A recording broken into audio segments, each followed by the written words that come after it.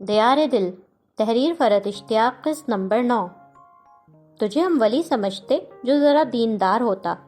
رات کے کھانے کے دوران آغا جان ولی کے ساتھ چھیڑ چھاڑ میں مصروف تھے۔ مختلف مشہور مصروں میں وہ اپنی مرضی کے الفاظ جوڑتے توڑتے اسے سنا رہے تھے۔ خود ہی نے یہ نام رکھا تھا، اب خود ہی میرے نام کے پیچھے پڑے رہتے ہیں۔ رکھتے وقت سوچا تھا کہ نام کا اثر لازمی پڑے گا، مگر ہائے افسوس، وہ اس کے شکوے کے جواب میں مسکرا کے بولے۔ وہ اس چھیڑ چھاڑ سے لاتعلق سر جھکا کر نوالے بنانے اور منہ میں رکھنے کے عمل کو ایک کے بعد ایک دہرا رہی تھی۔ کل رات فیصلہ کر لیا تھا کہ آج رات آغا جان کے سو جانے کے بعد وہ ولی کے پاس جا کر بات کرے گی، مگر اب جیسے جیسے وقت قریب آ رہا تھا اس کی ٹینشن اور گھبراہٹ بھی بڑھتی جا رہی تھی۔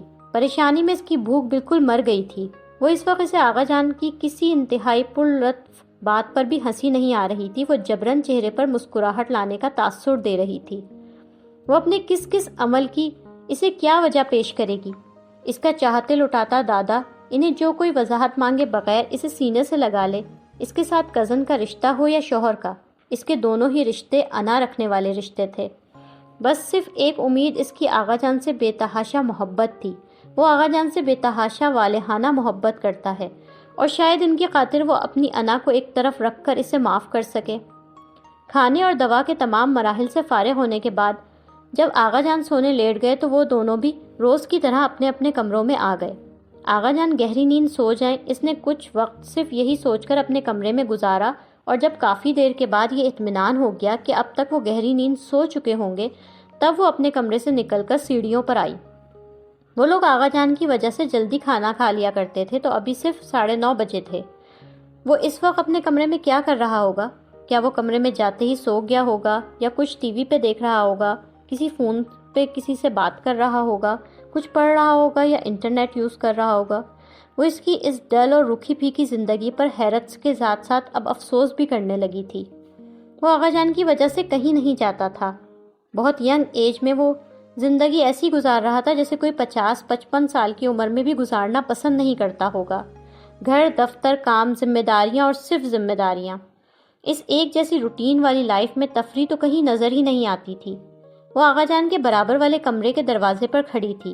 آغا جان نے اسے بتایا تھا کہ پہلے ولی کا بیڈ روم فرسٹ فلور پر تھا، مگر ان کی طبیعت کے مسلسل خراب رہنے پر اس نے یہ برابر والا کمرہ اپنا بیڈ روم بنا لیا تھا، تاکہ رات میں کسی بھی وقت آغا جان کو ضرورت ہو تو وہ ان کی آواز پر فوراً ان کے پاس جا سکے۔ دروازے پر آہستگی سے دستک دے کر اس نے خود کو پرسکون رہنے کی تلقین کی۔ اسے کمرے میں اندر آنے کی اجازت دیتے غالباً اس کے ذہن میں کوئی اور تھا۔ دروازہ کھول کر وہ اندر آئی تو وہ اسے دیکھ کر اس کے چہرے پر جو حیرت پھیلی، اس نے اسے بتایا کہ اس وقت وہ اپنے کمرے میں کسی کی بھی آمد کی توقع کر سکتا تھا سوائے اس کے۔ اگر تم بزی نہیں ہو تو مجھے تم سے بات کرنا ہے۔ اپنے اندر اعتماد اور جرت پیدا کرتے وہ آہستگی سے بولی۔ اندر ہی اندر اس پر گھبراہٹ اور کچھ پریشانی طاری تھی، مگر وہ اسے عیاں ہونے نہیں دے رہی تھی۔ وہ بیڈ پر ٹانگیں پھیلا کر بیٹھا تھا۔ اس کے ہاتھ میں ایک کتاب تھی اور کمرے میں کوئی میٹھی سی مدھم سی دھن بھی بج رہی تھی۔ ٹانگیں سمیٹ کر وہ سیدھے ہو کر بیٹھا، ریموٹ سے میوزک بند کیا اور ساتھ ہی اس سے کہا بیٹھو۔ کتاب بند کر کے سائڈ ٹیبل پر رکھتے اس نے فارغ کو دیکھا۔ اب اس کے چہرے پر حیرت نہیں، صرف سنجیدگی اور خاموشی تھی۔ اسے کیا کہنا ہے؟ وہ بہت کچھ سوچ کر اور جملے مرتب کر کے آئی تھی، مگر بات کا آغاز کرنا بے حد دشوار ثابت ہو رہا تھا۔ وہ خاموشی سے اس کے بولنے کا انتظار کرتا اسے دیکھ رہا تھا۔ میں تم سے ہمارے نکاح کے بارے میں بات کرنا چاہتی ہوں، وہ ہچکچاتے ہوئے آہستگی سے بولی۔ یہ بات کہتے وہ اس کی طرف دیکھنے کا حوصلہ اپنے اندر پیدا نہیں کر پائی تھی، اس لیے نظریں دانستہ اپنی گود میں دھرے ہاتھوں پر رکھ لی تھی۔ وہ اس کے کچھ کہنے کی منتظر تھی، مگر وہ بالکل خاموش تھا، اور خاموشی کا وقفہ بے حد طویل ہو گیا تھا۔ کیا وہ کمرے سے اٹھ کر چلا گیا؟ وہ یہاں پر اکیلی بیٹھی ہے؟ اس نے بوکھلا کر سر اوپر اٹھایا۔ وہ خاموشی سے اسے دیکھ رہا تھا۔ اس کے چہرے پر بکھری سنجیدگی کس جذبے کا اظہار کر رہی ہے وہ سمجھ نہیں پا رہی تھی۔ میں چاہتی ہوں ہمارا رشتہ ختم نہ ہو۔ آغا جان کی اس رشتے میں اتنی خوشی ہے، کیا ان کی خوشی کی خاطر ہم اس رشتے کو نبھا نہیں سکتے؟ وہ اس کی مسلسل خاموشی سے اپنا اعتماد کھونے لگی تھی۔ یہ کچھ تو بولے، الزامات ہی عائد کرے، برا بھلا ہی کہے، کچھ تو کہے۔ میں جانتی ہوں تم مجھے اچھا نہیں سمجھتے، میں نے ماضی میں ایسا کچھ کیا بھی نہیں جس کے بل بوتے پر مجھے اپنی اچھائی کا کوئی دعویٰ ہو، زمینہ نے اسپتال میں مجھے جو کچھ کہا، اگرچہ وہ بھی میرے گزشتہ اعمال کے مقابلے میں بہت کم تھا، مگر تم نے مجھے اتنا بھی کچھ نہیں کہا۔ مگر تمہارے کچھ کہے بغیر میں جانتی ہوں کہ تم مجھے اس سے بھی زیادہ برا سمجھتے ہو، شاید مجھ سے نفرت بھی کرتے ہو۔ تم مجھے کیسا سمجھتے ہو یہ اس بات سے واضح ہے کہ تم نے لاہور میرے پاس آ کر بجائے یہ کہنے کے کہ آقا جان شدید بیمار ہیں، مجھے دیکھنے کو تڑپ رہے ہیں، لہٰذا میں تمہارے ساتھ چلوں، مجھے اپنے ساتھ لانے کے لیے ایک معاہدہ میرے سامنے رکھا۔ میں اپنی کسی بھی پچھلی برائی سے انکار نہیں کر رہی، جو غلطیاں میری ہیں وہ میری ہی ہیں، انہیں کسی اور کے کھاتے میں ڈال کر میں خود کو بری الذمہ قرار نہیں دے سکتی۔ میں نے زندگی میں اب تک جو کچھ غلط کیا مجھے اس کا احساس ہے اور میں اسے ٹھیک کرنا چاہتی ہوں۔ جو کاغذ تم نے مجھے دیا تھا میں وہ کب کا ضائع کر چکی ہوں، میں اب یہاں سے کبھی بھی کہیں نہیں جانا چاہتی۔ میرے پاس میری کسی بدتمیزی، کسی بدسلوکی، کسی برے رویے کی کوئی وجہ، کوئی جواز نہیں۔ جو کچھ میں نے کیا وہ سب کا سب سراسر غلط تھا۔ پھر بھی اگر تم اعلیٰ ظرفی سے کام لے کر مجھے معاف کر سکو تو میں چاہتی ہوں یہ رشتہ جڑا رہے۔ اس رشتے سے میرے ڈیڈی اور تمہارے پاپا کی بہت سی خواہشات اور امیدیں جڑی ہیں۔ اس رشتے سے آغا جان کی بے شمار خوشیاں وابستہ ہیں۔ اتنے دکھ دینے کے بعد اب انہیں مزید کوئی دکھ اپنی وجہ سے نہیں دے سکتی۔ کیا آغا جان کی خوشیوں کے لیے ہم دونوں پچھلی ہر بات بھلا کر اس رشتے کو نبھا سکتے ہیں؟ ٹھہر ٹھہر کر، بہت سنبھل کر اور محتاط ہو کر اس نے ایک ایک لفظ ڈرتے ڈرتے ادا کیا، اور جب کہہ چکی تو خوفزدہ نگاہوں سے اسے دیکھا۔ آغا جان کی خوشی کے لیے اس رشتے کو نبھائیں؟ وہ ایک پل بالکل خاموش رہا۔ اس پل بھر کی خاموشی کے بعد اس نے اس کے الفاظ بہت سکون اور سنجیدگی سے دہرائے۔ وہ غصے، نفرت، اشتعال میں نہیں بلکہ بہت پرسکون ہموار لہجے میں اس سے مخاطب تھا۔ تمہاری غلطی پتہ ہے کیا ہے فارا؟ تم نے ہمیشہ آغا جان کے ساتھ اپنے رشتے کو اس نکاح کے ساتھ ملا کر ایک ہی تنازع میں رکھا۔ یہی غلطی تم اب کر رہی ہو۔ تم نے ہمیشہ آغا جان کے ساتھ برے رویے بھی اس لیے اختیار کیے کیونکہ تم اس رشتے سے ناخوش تھیں۔ آغا جان کے ساتھ تمہارا دادا پوتی کا رشتہ تو ایک بہت الگ رشتہ تھا فارا۔ آج اگر ہمارا رشتہ ختم ہو جائے تو کیا آغا جان سے، اس گھر سے، یہاں تک کہ مجھ سے بھی تمہارا ہر رشتہ ختم ہو جائے گا؟ تم دو الگ الگ چیزوں کو ساتھ کیوں ملاتی ہو؟ پہلے جب انہیں اپنے دادا کی حیثیت سے قبول کرنے کو تیار نہیں تھی، اس گھر میں آنے پر راضی نہ تھیں، تو اس رشتے کو ختم کرنے کا اعلان کرتی تھیں۔ آج جب آغا جان کی محبت قبول کر لی اور یہاں رہنے پر آمادہ بھی ہو گئی تو تمہیں یہ کیوں لگتا ہے کہ تمہارے یہاں رہنے کی شرط یہ نکاح اور اس کا قائم رہنا ہے؟ اس کی کسی وضاحت کے لیے لب کھولنے چاہے مگر وہ دو ٹوک لہجے میں بولا، اب یہ موضوع چھڑا ہے تو پھر مجھے ساری بات کر لینے دو۔ تم اپنی غلطیوں پر شرمندہ ہو، پچھتا رہی ہو، اپنی غلطیوں کا ازالہ بھی کرنا چاہتی ہو، یہ سب ٹھیک ہے، لیکن ان غلطیوں کے ازالے کے لیے ایک ایسا رشتہ جسے کبھی تمہارے دل نے قبول ہی نہیں کیا کیوں نبھانا چاہتی ہو؟ شادی دلی خوشی کا نام ہے فارا، کسی جبر اور زبردستی کا نہیں۔ ایک لڑکی جو میرے ساتھ اپنے رشتے کو قبول نہیں کرتی، میرے ساتھ رہنا نہیں چاہتی، میں اسے ایک معاہدہ کر کے اپنے ساتھ لے آؤں، وہ بوڑھے بیمار دادا کو دیکھے گی، یہ جانے گی کہ دادا کی یہ حالت میرے سبب ہے، تو بری طرح شرمندہ ہوتے اپنے انکار سے تائب ہوتی اس رشتے کو قبول کر لے گی۔ یہ تو بہت سستی جذباتیت بلکہ انتہا درجے کی گھٹیا ترین حرکت ہے۔ اگر تم اس رشتے کو ایسے ہی کسی طرح منوانا میرا مقصد ہوتا تو اس گھٹیا ترین جذباتی ہتھ کنڈے سے لاکھ گنا بہتر تھا کہ میں تمہیں تمہارے برسوں پہلے کے خوف کے عین مطابق گن پوائنٹ پر اغوا کر کے اپنے ساتھ لے آتا۔ تمہیں زبردستی اور جبرن اٹھا لانے میں پھر بھی شاید کچھ مردانگی، کچھ عزت اور کچھ وقار موجود ہوتا، مگر آغا جان کی بیماری کو ہتھیار بنا کر تمہاری جذباتی کمزوری کا فائدہ اٹھانا، اس سے پست حرکت تو میری نظر میں کوئی ہو ہی نہیں سکتی۔ اس نے کچھ کہنے کے لیے لب کھولے مگر اس نے پھر اسے اشارے سے خاموش رہنے کو کہا۔ میں نے زندگی میں اپنے مقام اور وقار سے نیچے اتر کر کبھی کوئی کام نہیں کیا فارا۔ میں تمہیں یہاں اس لیے ہرگز نہیں لایا کہ آغا جان کی حالت کو ذمہ دار تم خود کو سمجھ کر شرمندہ اور نادم ہوتے مجھے قبول کر لو۔ آغا جان تم سے شدید محبت کرتے ہیں، یہ بات اب تم بھی اچھی طرح جانتی ہو۔ تم ان کے پاس آ کر رہنے لگو، ان کے بیٹے کی فیملی پھر سے ان کے پاس آ جائے، یہ جانے ان کی کتنے برسوں پرانی خواہش تھی، مگر جب یہ خواہش پوری ہونے کے بجائے انہیں لگا کہ تم ان سے اپنا ہر تعلق ختم کر دینا چاہتی ہو، تب وہ شدید بیمار پڑ گئے۔ وہ تمہیں اپنے قریب رکھنے کے لیے، تمہیں اپنی محبت کا یقین دلانے کے لیے تڑپ رہے تھے۔ وہ پوری رات بے قراری سے روتے رہتے تھے۔ تب میرے پاس اس کے علاوہ کوئی چارہ نہ تھا کہ کسی بھی طرح تمہیں ان کے پاس لے آؤں۔ میں نے اسی وقت ڈیورس دینے کے بجائے 3 مہینے بعد کا وعدہ کیوں کیا؟ اس لیے کہ تم نے ڈیورس کے ساتھ جائیداد میں حصے کا مطالبہ بھی کر رکھا تھا۔ تمہاری طرف سے یہ دونوں مطالبے ایک ساتھ کیے گئے تھے، تم یہ دونوں چیزیں ایک ساتھ چاہتی تھی۔ میں اپنا اور تمہارا رشتہ خاموشی سے ختم کر کے تمہیں یہاں لا سکتا تھا اور آغا جان کو یہ بات پتہ بھی نہ چلتی، مگر جائیداد کی تقسیم خاموشی سے ہونے والا کام نہ تھا، اور میں ایک مرتے ہوئے شخص کو یہ اذیت نہیں دینا چاہتا تھا کہ وہ اپنی اولاد کے مابین ہر رشتہ اور ہر تعلق کو اپنی آنکھوں سے ختم ہوتا دیکھے۔ جائیداد کی وہ تقسیم اس وقت اس انداز میں انہیں جائیداد کی نہیں بلکہ اپنے گھر اور اپنی اولاد کی تقسیم لگتی۔ جائیداد کے نام پر جو تاثر اس کے چہرے پر پھیلا، وہ اسے تاثر کو بغور دیکھتا فوراً بولا، ہاں یہ بات اب میں جانتا ہوں فارا کہ جائیداد میں حصے کا مطالبہ تمہارا نہیں، مگر تب میں یہی سوچتا تھا، اس لیے تب میں نے ان چیزوں کو کچھ مہینے بعد طے کرنے کا تم سے وعدہ کیا تھا، اور میں نے 3 مہینے ہی کیوں کہے تھے؟ تو صرف اس لیے کہ مجھے تمہارے سامنے کوئی نہ کوئی ٹائم پیریڈ تو رکھنا تھا۔ سچ تو یہ ہے فارا کہ اس وقت مجھے یہ یقین بھی نہیں تھا کہ آغا جان 3 مہینے بعد زندہ ہوں گے بھی کہ نہیں۔ تم نے ان کی وہ حالت نہیں دیکھی جو میں نے دیکھی ہے۔ تب مجھے کیا، ڈاکٹرز تک کو ایسا لگتا تھا کہ شاید اب وہ زیادہ جی نہ سکیں گے۔ تمہیں یہاں لاتے وقت بس میں یہ چاہتا تھا کہ اگر یہ آغا جان کا آخری وقت ہے تو مرنے سے پہلے تمہیں اپنے پاس دیکھ لیں، تمہیں اپنی محبت کا یقین دلا دیں، اور جو کچھ ان برسوں میں تم سے کبھی نہ کہہ پائیں وہ سب کہہ ڈالیں۔ اگر وہ ان کا آخری وقت تھا تو میں تمہیں اس آخری وقت میں ان کے قریب لا کر ان کی زندگی کی سب سے بڑی خواہش پوری کر دینا چاہتا تھا فارا۔ اس کا چہرہ شدت جذبات سے سرخ ہو رہا تھا، اس کی آنکھوں میں گہرا دکھ پھیلا ہوا تھا۔ وہ اب کچھ کہنے کی کوشش کرنے کے بجائے خاموشی سے اسے دیکھ رہی تھی۔ آغا جان اور تمہارے تعلقات میں رکاوٹ کا سبب ہمیشہ یہ نکاح ہی بنا۔ ان گزرے برسوں میں تم شاید کبھی ان کی محبت کو قبول کر ہی لیتی، مگر تمہیں یہ بات بھولتی نہیں تھی کہ والہانہ محبت نچھاور کرتے اس دادا نے تمہیں ایک جبر کے رشتے میں باندھا ہے۔ ولی نے بغور سے دیکھتے دھیمی آواز میں کہنا شروع کیا، میں تمہیں بہت سی باتوں کے لیے غلط سمجھتا ہوں، لیکن جبراً قائم ہوئے اس رشتے سے انکار میں تم حق بجانب ہو۔ مر جانے والوں کی خواہشات پر زندہ لوگوں کو قربان کر ڈالنا، یہ کہاں کا انصاف ہے؟ جب یہ نکاح ہوا ہم اس روز سے پہلے کبھی ایک دوسرے سے ملے تک نہ تھے، ایک دوسرے کو جانتے تک نہیں تھے۔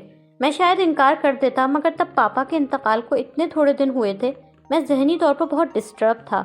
مجھ سے بہروز پاپا نے اس رشتے کے لیے کہا اور میں ان لمحوں میں انہیں انکار نہیں کر پایا، لیکن کچھ عرصے بعد جب میری ذہنی حالت بہتر ہوئی، میں پاپا کی موت کے صدمے سے باہر نکلا، میں نے تبھی سوچ لیا تھا کہ جبراً اس رشتے کو نہیں نبھاؤں گا۔ آغا جان کہتے تھے ابھی فارا کی تعلیم مکمل ہونے دو، اس موضوع کو نہ چھیڑو، مگر میں نے ان سے بالکل واضح انداز میں کہہ دیا تھا کہ میں فارا سے براہ راست بات کیے بغیر، اس سے اس کی مرضی جانے بغیر کبھی شادی کے لیے آمادہ نہیں ہوں گا۔ میں نے ایک بار تمہیں فون کر کے بھی یہی یقین دلانا چاہا تھا کہ تم اس نکاح سے ڈسٹرب نہ ہو، تمہاری مرضی کے خلاف کبھی بھی کچھ نہیں ہوگا، کیونکہ میں محسوس کرتا تھا کہ تم مجھ سے خائف رہتی ہو۔ تمہیں لگتا ہے میں تمہیں زبردستی اٹھا کر ساتھ لے جاؤں گا۔ اس روز تم سے بات نہ ہو سکی، لیکن پھر جیسے جیسے وقت گزرنے لگا مجھ پر یہ بات بہت اچھی طرح واضح ہوتی چلی گئی کہ تم اس رشتے سے کس قدر بیزار اور نالاں ہو۔ میں جبراً اس رشتے کو برقرار رکھنے کی کبھی بھی حق میں نہ تھا، مگر آغا جان کے بارے میں تمہیں بتاؤں فارا، وہ اس نکاح کو ختم کرتے اس لیے ڈرتے تھے، مجھے اس لیے روکتے تھے کیونکہ انہیں لگتا تھا کہ یہ رشتہ انہیں ان کے مرحوم بیٹے کی فیملی کے ساتھ جوڑ کر رکھ سکتا ہے۔ اس نکاح اور رخصتی کی خواہش میں ان کی صرف یہی غرض پوشیدہ تھی فارا کہ اس طرح پھر تم ان کے قریب، ان کے پاس آ جاؤ گی۔ وہ اس رشتے کے ٹوٹنے سے ڈرتے تھے فارا، انہیں لگتا تھا کہ اگر وہ رشتہ ٹوٹا تو شاید پھر تم ان سے اپنا ہر رشتہ توڑ ڈالو گی، ان سے کبھی ملو گی نہیں۔ لیکن یہ شادی ایسے ہو جانے کا تو سوال ہی پیدا نہیں ہوتا تھا۔ تمہارے فائنل ایئر تک میں آغا جان کی وجہ سے مصلحتاً خاموش تھا، مگر فائنل ایئر کے بعد میں خود تم سے یہ کہنے کے لیے تم سے ملنے آ رہا تھا کہ تمہاری مرضی نہیں، چنانچہ ہم اس رشتے کو ہنسی خوشی ختم کر لیتے ہیں۔ لیکن یہ سب کہنے کے ساتھ میں تم سے یہ بھی کہنا چاہتا تھا کہ تم آغا جان کے ساتھ اپنے رشتے کو اس نکاح سے ہٹ کر دیکھو اور ان کے ساتھ اپنے رشتے کو قبول کر لو۔ ان کے دل کی خوشی کے لیے ایک بار یہاں ہمارے گھر ضرور آ جاؤ۔ لیکن اس سے پہلے کہ میں تم سے آ کر علیحدگی اور طلاق کی بات کرتا، تمہاری طرف سے یہ مطالبات لڑائی جھگڑے اور جنگ و جدل میں بدل گیا تھا۔ دو پڑھے لکھے لوگوں کے مابین جو ایک معاملہ خوش اسلوبی اور ڈیسنٹ طریقے سے حل ہو سکتا تھا، وہ انتہائی جارحانہ انداز میں سامنے لایا گیا۔ طلاق، جائیداد کے حصے کا مطالبہ، بات نہ کرنا، رابطہ رکھنا، پسند نہ کرنا، ان سب کا آغا جان کیا مطلب لیتے؟ یہی نہ کہ تم اس نکاح کو نہیں در حقیقت انہیں رد کر رہی ہو، ان سے قطع تعلقی کا اعلان کر رہی ہو۔ ان کی طبیعت کی اس درجہ خرابی کی وجہ بھی یہی بات تھی۔ وہ ایک لمحے کے لیے رکا، پھر اسی دھیمے لہجے میں دوبارہ بولنا شروع کیا۔ یہ سب تفصیل میں نے تمہیں اس لیے بتائی کہ تم سمجھ سکو کہ آغا جان کی خوشیوں کا تعلق تمہارے ان کے قریب ہونے، ان کے پاس آ کر رہنے سے ہے، نہ کہ ہمارے اس نکاح یا رخصتی سے۔ وہ ہم سے کوئی قربانی نہیں، صرف محبت مانگتے ہیں۔ ان کی خوشیاں ہم لوگوں کی خوشیوں میں پوشیدہ ہیں۔ اس بار جیسے ہی وہ رکا، وہ بہت پریشان سی ہو کر بولی، لیکن اس رشتے میں ان کی خوشی تو تھی نا ولی؟ آغا جان کی خوشی تمہیں اپنے پاس دیکھنے میں ہے فارا۔ تم یہاں ان کے پاس آ گئیں، سب بدگمانیاں دور ہو گئیں، تم نے ان کی محبت کو پورے دل سے قبول کر لیا، تو تم خود دیکھ لو وہ کیسے صحت مند و خوش نظر آنے لگے ہیں۔ وہ اب جب کہ سب کچھ بالکل ٹھیک ہو چکا ہے، تو پھر اب آغا جان کے رنجیدہ ہونے کے لیے وجہ باقی بچی ہے؟ لیکن ولی، اگر ہم نے طلاق کی بات کی تو انہیں تکلیف تو پہنچے گی، کتنا بھی کچھ کہیں، بہرحال اس نکاح سے ان کے دونوں بیٹوں کی یادیں، ان کی آرزویں جڑی ہیں۔ کیا آغا جان کے دل کو دکھ نہیں ہوگا ہمارے اس رشتے کو ختم کرنے پر؟ وہ پھر بے چینی میں گھر کر بے ساختہ بولی۔ آغا جان کے دل کو اس وقت زیادہ تکلیف اور دکھ پہنچے گا فارا، جب وہ یہ دیکھیں گے کہ ان کی پوتی صرف ان کے دل کی خوشی کے لیے قربانی دے کر ایک سمجھوتے کی زندگی کا انتخاب کر رہی ہے۔ وہ پرسکون لہجے میں بولا، ساری زندگی ساتھ گزارنے کے فیصلہ کسی کے لیے اور کسی کی خاطر نہیں کیے جاتے۔ تمہاری شادی وہیں ہونا چاہیے جہاں تمہارے دل کی مرضی ہے، اور جہاں تک میرا سوال ہے تو میں اس لڑکی سے شادی کروں گا جو میرا ساتھ میرے لیے میری وجہ سے چاہے گی اور جو مجھ سے محبت کرے گی۔ تم میرے تایا کی بیٹی ہو، میرے لیے ہمیشہ قابل احترام رہو گی۔ میں تم سے نفرت کرتا ہوں، اس غلط فہمی کو اپنے دل سے نکال دو۔ ہم اس رشتے کو خوش اسلوبی سے، بغیر کسی جھگڑے اور فساد کے ختم کر دیں گے۔ تمہیں اس حوالے سے کسی بھی طرح کی ٹینشن لینے کی قطعاً کوئی ضرورت نہیں۔ میں تمہیں گارنٹی دے رہا ہوں کہ آغا جان نہ تم سے خفا ہوں گے نہ مجھ سے، بلکہ وہ ہم دونوں کی خوشی میں مکمل طور پر خوشی اور راضی ہوتے ہنسی خوشی ہم دونوں کی وہاں شادیاں کروائیں گے جہاں ہم کرنا چاہیں گے۔ اسے جو کہنا تھا وہ کہہ چکا تھا، اور اس کے کہنے کے لیے اس نے کچھ چھوڑا ہی نہیں تھا۔ اس نے اس کمرے سے جانے کے لیے نہیں کہا تھا، لیکن اب وہ یہاں بیٹھ کر کرتی کیا؟ وہ ساری بات ختم کر چکا تھا، نہ الزامات عائد کیے، نہ برا بھلا کہا۔ وہ اس سے کیا کیا کچھ سننے کی امیدیں لے کر آئی تھی۔ وہ اپنے دل کی بھڑاس نکالے گا، اگلے پچھلے سارے حساب پورے کرے گا، پتہ نہیں اسے کیا کیا کچھ سننا پڑے گا، کڑوی کسیلی باتیں، اس سے نفرت کا اظہار کرے گا۔ تم سے شادی کر لوں؟ تم ہو کیا چیز فارا بہروز خان؟ کیا سمجھتی ہو خود کو؟ مس ورلڈ، مس یونیورس، کہیں کی کوئی راج کماری شہزادی، اور میں تمہارا ادنا غلام؟ تم کہو گی شادی نہیں کرنی، طلاق دے دو، میں دے دوں گا۔ تم کہو گی طلاق کا موڈ نہیں، چلو شادی کر لیتے ہیں، میں شادی کر لوں۔ نفرت سے وہ بولتا، اس کی اوقات یاد دلائے گا۔ فارا بہروز خان، تم جیسی گھٹیا لڑکی کو میں اپنی بیوی کی حیثیت دوں گا؟ یہ خوش فہمی تمہیں لاحق ہو کر کیوں گئی کہ میں تمہیں اپنی بیوی کے مرتبے پر فائز کر دوں گا؟ اور یہ اور اس سے بھی زیادہ دل دکھانے والے فقرے وہ سننے کی امید لے کر آئی تھی۔ وہ اعلیٰ تعلیم یافتہ تھا، خوش شکل تھا، اچھے خاندان سے تھا، دولت مند تھا، اس میں کسی چیز کی کمی نہیں تھی جو وہ ایک ایسی لڑکی کو قبول کر لینے پر آمادہ ہو جاتا جو زندگی بھر اسے ٹھکراتی آئی ہو۔ اس کی نفرت آج وہ اسے لوٹا سکتا تھا، لیکن ولی صہیب خان نے اس کے ساتھ نفرت کا رشتہ بھی نہیں رکھنا چاہا۔ وہ اس کے ساتھ کوئی بھی رشتہ نہیں رکھنا چاہتا تھا۔ وہ واقعی اپنے لفظوں سے پھرنے والا انسان نہیں تھا۔ وہ عنقریب اس نے اسے چھوڑ دینا تھا، جو ٹھنڈے پرسکون مہذب لہجے میں فاصلہ رکھتے ہوئے درمیان میں کوئی بات لائے بغیر اسے کہہ گیا تھا۔ ڈیڈی کی آخری خواہش کا احترام، ان کے قائم کردہ رشتے کی عزت، سعادت مند فرما بردار بیٹی کا فرض، وہ کیا کیا بلند عزائم لے کر اس کے پاس آئی تھی، اور وہ کہہ رہا تھا کہ وہ اس سے طلاق کے مطالبے کو درست سمجھتا ہے۔ مردہ قدموں سے زینہ چڑھتے اس کا دل چاہ رہا تھا کہ وہ چلا چلا کر روئے، شاید اس کی فرسٹریشن اسی طرح دور ہو جائے۔ وہ پوری رات شدتوں سے روتی رہی تھی، وہ پوری رات جاگتی رہی تھی۔ اذان کی آواز کانوں میں پڑی تب وہ بستر سے اٹھ گئی۔ یہ اس کے ڈیڈی کا قائم کردہ رشتہ ہے، اسے ٹوٹتا دیکھنا اس کے لیے جسم سے روح نکال دینے والا عمل ہوگا۔ ٹوٹتا دیکھنا تو بہت دور کی بات، اسے تو صرف یہ جان کر ہی کہ ولی نے اس رشتے کو توڑ دینے کا جو وعدہ اس سے کر رکھا ہے، وہ اپنے اس وعدے کو پوری طرح قائم بھی ہے اور عنقریب اسے توڑ دینے والا بھی ہے، اسے اپنی سانسیں رکتی محسوس ہو رہی تھی۔ نماز کے لیے سر پر دوپٹہ لیتے اس نے سوچا، مجھے طلاق چاہیے، میں ولی صہیب خان کے ساتھ کسی بھی قیمت پر نہیں رہنا چاہتی۔ جائے نماز بچھاتے اس کے اپنے لفظ اس کے کانوں میں گونجے۔ پہلے وہ صرف 1 جنوری کے دوپہر کو بدلنا چاہتی تھی، آج ماضی کے کئی لمحے تھے جنہیں وہ بدلنا چاہتی تھی، جنہیں وہ دوبارہ جینا چاہتی تھی۔ ولی کی فون کال، اب وہ اس سے بات کرے گی، وہ اس کی بات سنے گی۔ زرمینے کی شادی کا کارڈ۔ اب ممی حقارت آمیز برتاؤ کریں گی، کارڈ ہاتھ میں نہ پکڑیں، وہ سامنے صوفے سے اٹھ کر ولی کے پاس آئے گی، اس سے کارڈ لے لے گی۔ ہاسپٹل کے داخلی دروازے پر وہ اس کا منتظر کھڑا ہے اور وہ پیچھے کہیں معیز بھی موجود ہے، اس کی سالگرہ کا دن منانے۔ وہ معیز کے پاس بعد میں جائے گی، پہلے ولی کی بات سنے گی۔ وہ بے وجہ تو نہیں آیا، یقیناً کچھ کہنے، کوئی بات کرنے آیا ہے۔ وہ معیز کے ساتھ ڈنر کر رہی ہے، ولی اسے اس کے ساتھ بیٹھا دیکھ کر غصے سے اٹھ کر چلا گیا۔ وہ اسی روز گھر آ کر اسے فون کرے گی، بتائے گی کہ معیز صرف اس کا اچھا دوست ہے۔ ڈیڈی کے انتقال کے بعد جب ممی کے بدلتے رویوں کے سبب وہ بالکل تنہا ہو گئی تھی، تب اس کے قریب معیز کے علاوہ کوئی ایسا نہیں تھا جس سے وہ دل کی باتیں کہہ سکتی۔ اس کے باقی سب دوست اس کے ہم عمر، اممیچور، لاؤبالی اور غیر سنجیدہ تھے، جبکہ وہ اس سے 7 سال بڑا، میچور اور سمجھدار تھا۔ کاش ماضی کے ان لمحوں پر اب اسے اختیار مل جائے۔ کاش ماضی کا المیہ یہی ہے کہ وہ یاد تو ہمیشہ رکھا جا سکتا ہے، بدلہ کبھی نہیں جا سکتا۔ سنتوں کی ادائیگی کے بعد اس نے فرض کی نیت باندھی۔ وہ نماز یکسوئی سے نہیں پڑھ رہی تھی، نماز کے دوران آنے والے خیالات پر گرفت نہیں، مگر ان خیالات کو ذہن سے جھٹکنا تو چاہیے۔ ذہن کو یکسو کرتے اس نے فرض ادا کیے۔ دعا کے لیے ہاتھ اٹھائے تو سمجھ نہ آیا وہ اللہ سے کیا مانگے۔ زندگی کے پچھلے کئی برسوں سے وہ اللہ سے ولی صہیب خان سے نجات پانے کی دعا مانگتی آئی تھی، آج کیا مانگے؟ اب مجھے اس سے نجات نہیں، اس کا ساتھ چاہیے۔ وہ سب بھلا کر مجھے اپنانے کے لیے تیار ہو جائے، وہ پھر کبھی بھی مجھے چھوڑنے کی بات نہ کرے۔ وہ دعا میں سوائے آنسو بہانے کے اللہ سے کچھ بھی نہ مانگ پائی۔ بہت دیر خاموش آنسو بہاتے رہنے کے بعد وہ جانماز پر سے اٹھی۔ میں اس لڑکی سے شادی کروں گا جو میرا ساتھ میرے لیے میری وجہ سے چاہے گی اور جو مجھ سے محبت کرے گی۔ جانماز کارپٹ پر سے واپس اٹھاتے ہوئے اسے ولی کے الفاظ یاد آئے اور ان لفظوں کے ساتھ کچھ اپنے بھی مغروریت لیے خود پسندی اور تکبر والی سوچیں۔ اور اگر معیز کا ساتھ کسی سبب اسے نہ مل سکا، اس کے لیے دنیا میں آخری مرد ولی صہیب خان بچا تو وہ کنواری رہنے اور تنہا زندگی گزارنے کو اپنے لیے منتخب کرے گی۔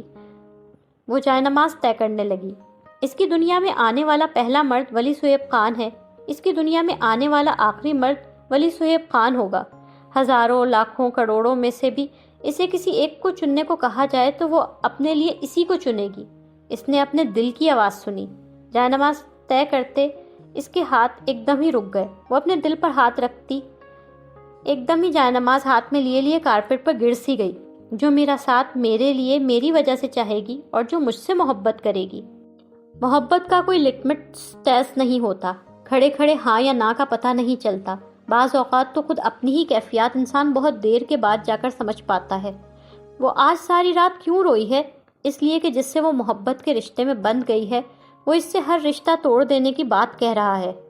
وہ اسے اپنا یقین نہیں دلا سکی، اپنی محبت کا یقین نہیں دلا سکی، اس لیے بہت پریشان، بہت بے قرار ہے۔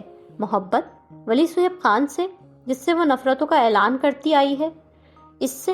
ہاں اس سے۔ یہ سچ ہے، یہی سچ ہے۔ مجھ سے اسے کبھی بھی محبت نہیں تھی۔ اگر ہوتی تو وہ اس سے ملتی یا رابطہ چاہے نہ کرتی، اسے دل میں ضرور یاد کرتی۔ یہاں اس گھر میں آئے اسے 1.5 مہینہ ہو چکا تھا، اور ان 1.5 مہینوں میں آغا جان، ممی اور ڈیڈی کے بعد جس چوتھے شخص کو اس نے ہمہ وقت سوچا وہ صرف ولی صہیب خان تھا۔ یہ محبت تھی، یہ ان کے بیچ موجود مضبوط رشتے کی کشش؟ وہ تو ابھی یہ بھی نہیں سمجھ سکتی، لیکن وہ اتنا ضرور جانتی ہے کہ جب آغا جان ہسپتال داخل ہوئے، جب اس نے ولی کو ہسپتال میں وہ رات گزاری، جب وہ کوریڈور کے آخری اندھیرے میں ڈوبے حصے میں عبادت کر رہا تھا اور وہ چند انچوں کی دوری پر زمین پر بیٹھی اسے عبادت کرتا دیکھ رہی تھی، تب اس اندھیرے میں ایک روشنی پھیلی تھی۔ وہ روشنی سے ولی صہیب خان کا ظاہر، باطن سب دکھا رہی تھی۔ وہ روشنی سے اس شخص کی محبت میں مبتلا کروا رہی تھی۔ اس رات کے ان لمحوں کے بعد جب وہ اس کے پاس سے اٹھی، تب سے آج تک گزرنے والے ہر لمحے میں وہ اس کے مخالف نہیں، اس کی سمت، اس کی طرف جانے والے راستے پر بھاگ رہی تھی۔ محبت کی روشنی بکھیرتی اس رات کی اگلی صبح آغا جان کے گھر پر معیز اس کے سامنے کھڑا تھا اور ولی برابر میں، تو اسے معیز کی نہیں ولی کی پرواہ تھی۔ اسے معیز کا ولی کو گالی دینا برا لگا تھا۔ وہ اس سے پہلے معیز سے بالکل سکون سے بات کر رہی تھی، لیکن ولی کے لیے اس کی اس بد کلامی کے بعد وہ یکدم ہی بھڑک گئی تھی۔ آگہی کا یہ لمحہ، ادراک کا یہ پل بے حد قیمتی تھا۔ وہ اپنے دل میں اس شخص کے لیے محبت پا رہی تھی جو کہہ رہا تھا وہ صرف اس لڑکی سے شادی کرے گا جو اس کی محبت میں اس تک آئے گی، جو کسی کے لیے اور کسی کی خاطر نہیں، صرف اس کے لیے، اس کی خاطر اس رشتے کو نبھائے گی۔ وہ بے اختیار پھوٹ پھوٹ کر رو پڑی۔ اپنی زبان سے، اپنے عمل سے، ہر طرح اس نے ہمیشہ ولی کو یہی بات سمجھائی کہ وہ اپنی زندگی میں ولی صہیب خان کو نہیں، صرف معز تجمل کو شامل کرنا چاہتی ہے۔ پھر آج اگر وہ جا کر اس سے محبت کا اقرار کرے تو کیا وہ اس کا یقین کرے گا؟ اسے معز سے محبت نہیں، ولی سے محبت ہے۔ وہ چیخ چیخ کر بھی ولی کو بتائے گی، وہ تب بھی اس کا یقین نہیں کرے گا، اس لیے کہ بے شمار بار، بے حساب بار وہ اپنے لفظوں اور رویوں سے سب کچھ اس کے برعکس ثابت کر کے دکھا چکی ہے۔ اپنے راستے میں یہ کانٹے اس نے خود بچھائے تھے، وہ کسی کو الزام نہیں دے سکتی۔ وہ جھوٹی اور منافق لڑکی نہیں، یہ اس میں شاید واحد خوبی تھی۔ اس میں اتنی جرت تھی کہ جس سے نفرت کرتی ہو اس سے نفرت کا اظہار کر سکے، اور جس سے محبت کرتی ہو اس سے محبت کا اقرار کر سکے۔ مگر جس سے وہ ہزاروں بار نفرت کا اظہار کر چکی ہے، اب یہ کیسے کہے، اس کی سمجھ میں کچھ نہیں آ رہا تھا۔ آپ اچھی بیوی نہ بن سکیں، میں اچھی بیٹی نہ بن سکی، میں نے اپنا یہ گناہ قبول کر لیا، آپ کب کریں گی؟ وہ ان دنوں اپنے گناہوں کو یاد کرنے اور قبول کرنے کے عمل سے گزر رہی تھی۔ بیٹی نے ایک سوال ان کے آگے رکھا تھا اور وہ اس کا جواب تلاش کرتے اپنے ماضی کو دہرا رہی تھی۔ کیا کوئی شخص ایک ہی وقت میں اپنے تمام رشتوں کے ساتھ مخلص نہیں ہو سکتا؟ کیا محبت کے لیے اللہ تعالیٰ نے ہمارے دل میں اتنی تھوڑی سی جگہ رکھی ہے؟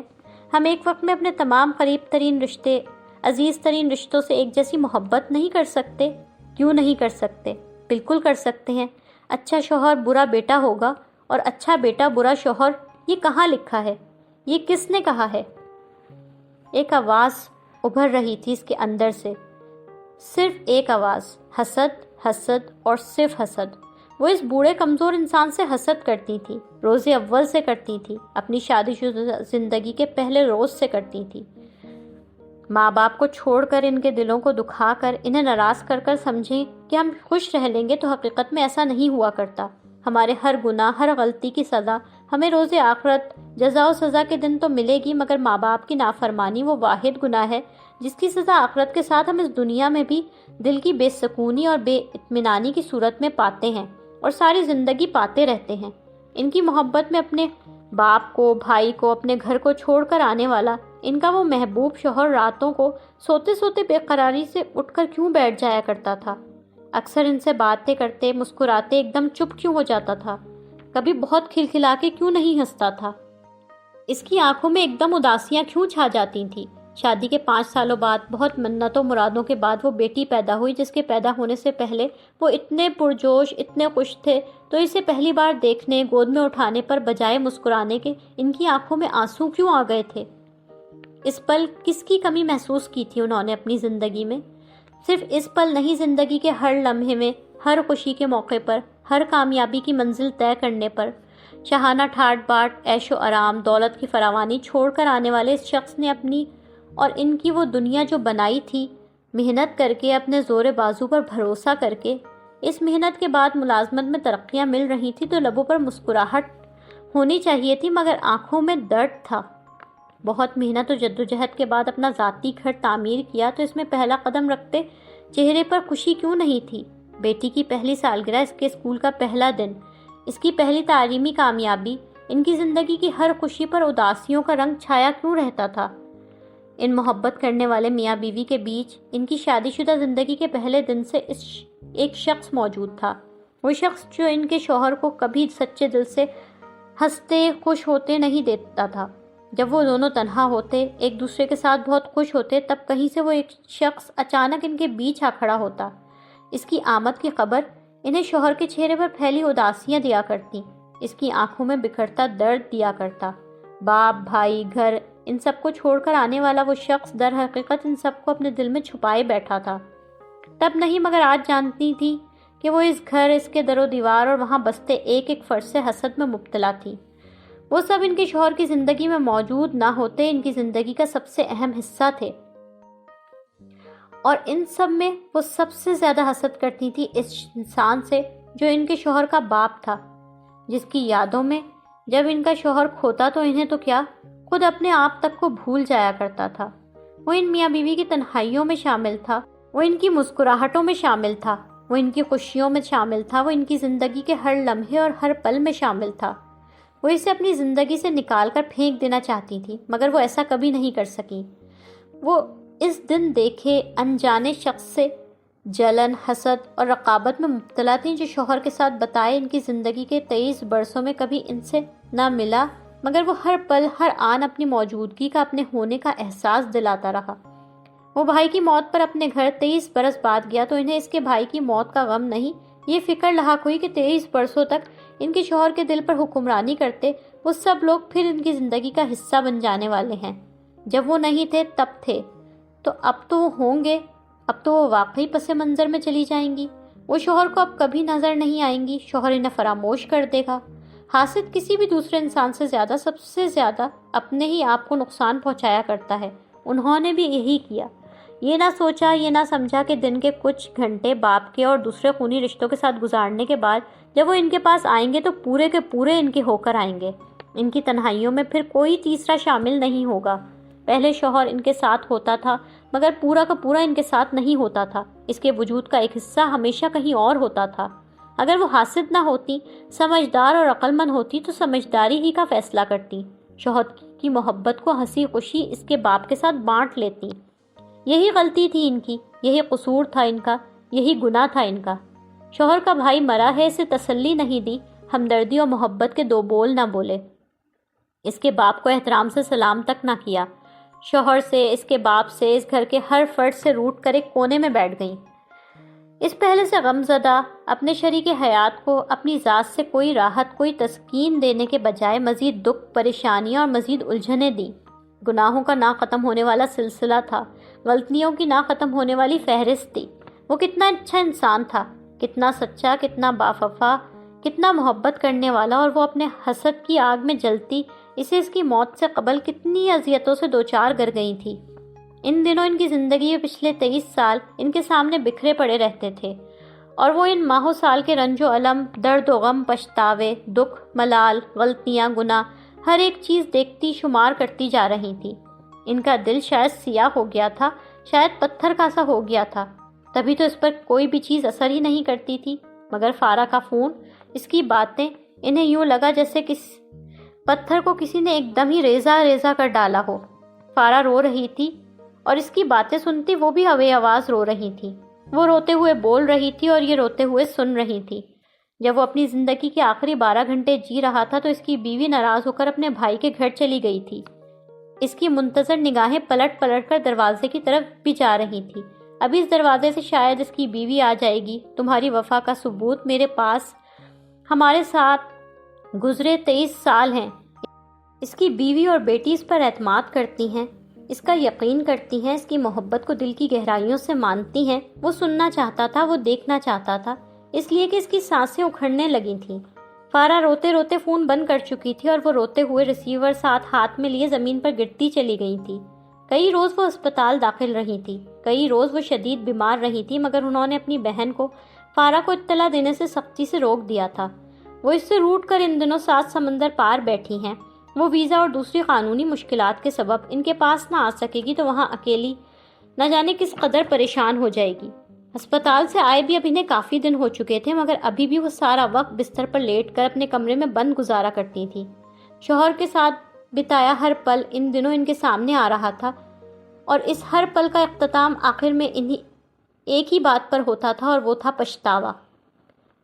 وہ اس کی زندگی کے آخری لمحوں میں اس سے روٹ کر دور کیوں ہوئی؟